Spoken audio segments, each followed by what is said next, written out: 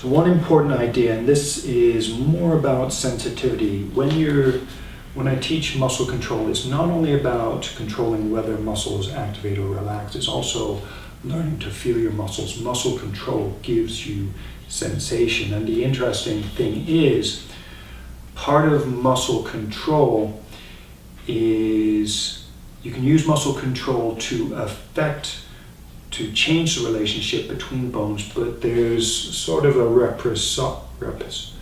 reciprocal relationship where the positions of bones relative to each other affect the ability of muscles to engage. And say you're bent forward, but your hamstrings in particular might feel uncomfortable. There's the discomfort of stretching, but there's also a type of discomfort, a feeling where, say, one leg doesn't feel the same as the other, and there's a little bit of tightness, strong sensation in one leg. And I would say that is because you have one muscle or a few muscles working excessively, and they're working excessively because other muscles aren't working with them, aren't doing their job. So for example, for me in left side hurdler stretch, bending forward, I feel my left hamstrings some of the muscles are a little bit tight, or some muscles at the back of the thigh are overworking. So what do? I change the position of my pelvis. In particular, I adjust it so that I can feel sitting bone tension, then voila, all of a sudden my forward bend feels a lot more comfortable. The tension is balanced. It's like all the muscles are activating to share the tension. So the pose is a lot more comfortable.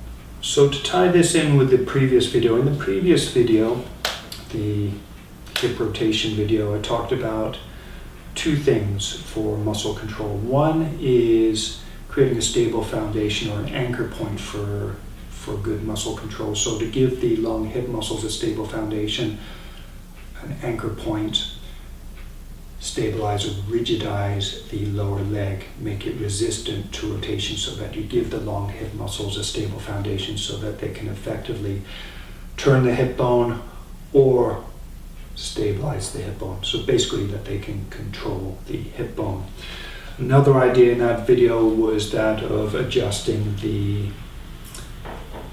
length in muscles. So in that instance, most of the long hip muscles, so rectus femoris, the IT band muscles, sartorius and gracilis, they pass over vastus muscles, so vastus lateralis, vastus intermedius, vastus medialis.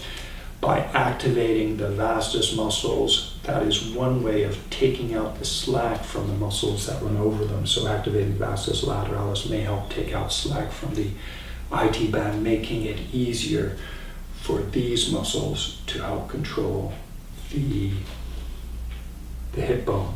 Likewise, you can activate vastus intermedius to help add tension to the rectus femoris, adductors, and activate abductors and vastus medialis to help take slack out of the sartorius and the gracilis muscle, again to give all of those muscles the ability to effectively activate.